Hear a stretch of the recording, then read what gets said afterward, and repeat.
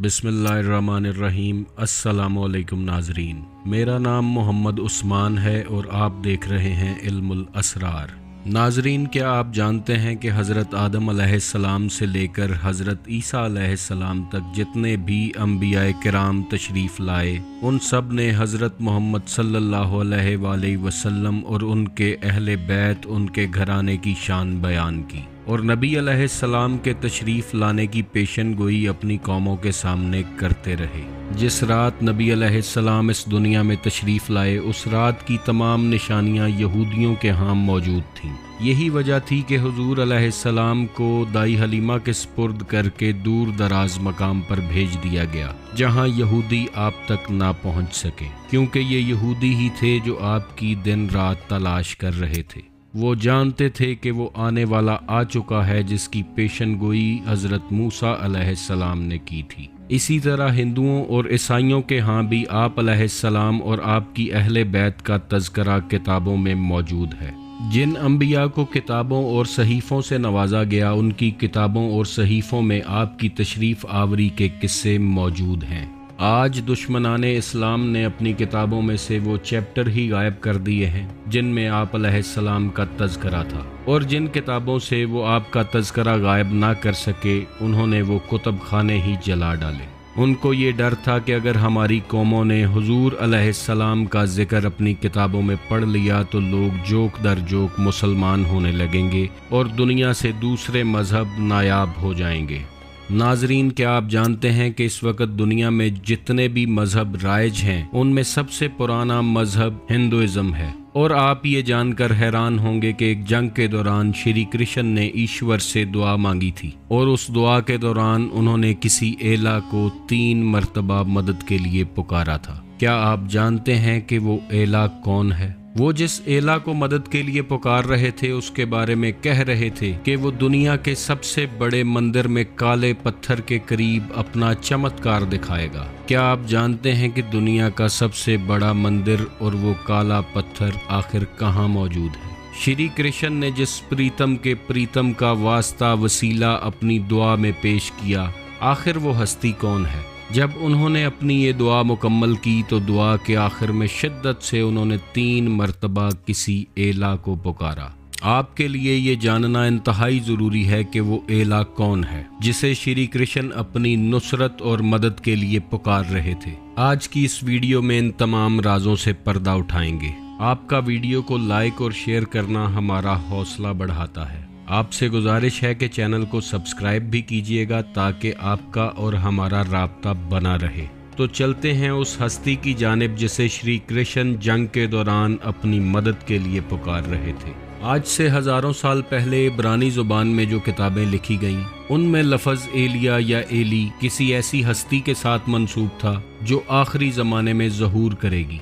पुराने ज़माने की बाइबल में लफ्ज़ एलिया या एली बार बार देखने को मिलता है और ईसाइयों का कहना है कि ये लफ्ज़ एक ख़ास इस्म मुबारका है जो खुदा के लिए नहीं बल्कि किसी ऐसे शख्स के लिए इस्तेमाल हुआ है जो आखिरी ज़माने में ज़हूर करेगा।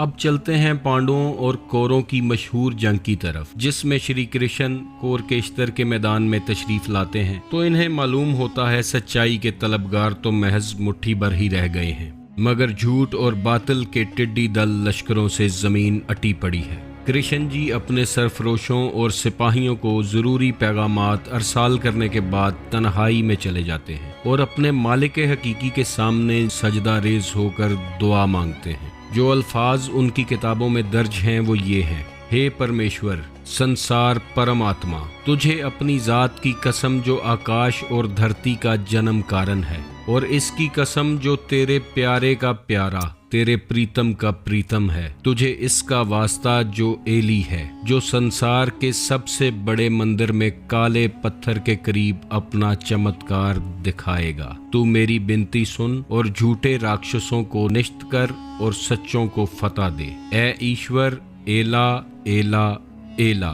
अगर आप इन अल्फाज पर गौर करें तो श्री कृष्ण ने किसी का वास्ता वसीला पेश करके मदद की तलब की है। इन अल्फाज में उन्होंने प्रीतम के प्रीतम की कसम दी है और आखिर में उनका नाम पुकारा है। और जिनका नाम पुकारा है उनके आने की खबर भी दी है, यानी कि वो आने वाला दुनिया के सबसे बड़े मंदिर यानी दुनिया के किबला और काबा हरम मोहतरम में काले पत्थर यानी हजरे अस्वद के नज़दीक अपना जलवा या मोजज़ा दिखाएगा। और तमाम आलमे इस्लाम जानता है कि वो पाक हस्ती हज़रत अली अलैहिस्सलाम की है कि जिन्होंने हजरे अस्वद के करीब खाना काबा की दीवार को तोड़ते हुए ज़हूर किया, जिस दीवार के टूटने के निशानात आज भी मौजूद हैं। जहाँ तक लफ्ज़ एला की बात है तो प्राचीन समय की पुरानी ज़ुबानों में संस्कृत ज़ुबान सबसे पुरानी ज़ुबान है। उस ज़ुबान में लफ्ज़ एला का मतलब है बड़े ही ऊंचे दर्जे वाला,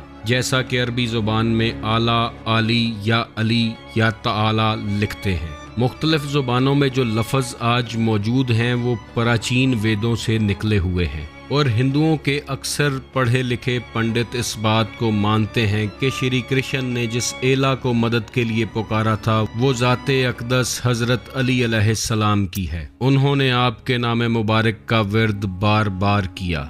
नबी अलैहिस्सलाम का फरमाने आली शान है कि अली और मैं एक ही नूर के दो हिस्से हैं। हज़रत अली अलैहिस्सलाम की बहादुरी की मिसाल ऐसे है कि खंदक में हज़रत अली की एक ज़रब सकलैन की इबादत से अफजल है। कायनात में जितनी भी इबादत हो सकती है वो एक ज़रब उस इबादत पर सबकत ले गई है। आज भी औलिया अल्लाह और आपके चाहने वाले आपको मदद के लिए पुकारते हैं और मदद को आते हुए अपनी आंखों से देखते हैं। नबी अलैहिस्सलाम की एक और बहुत ऑथेंटिक हदीस है कि ए अली, नहीं पहचाना किसी ने खुदा को सिवाय मेरे और तुम्हारे, नहीं पहचाना किसी ने मुझको सिवाय खुदा के और तुम्हारे, और नहीं पहचाना किसी ने तुमको सिवाय खुदा के और मेरे।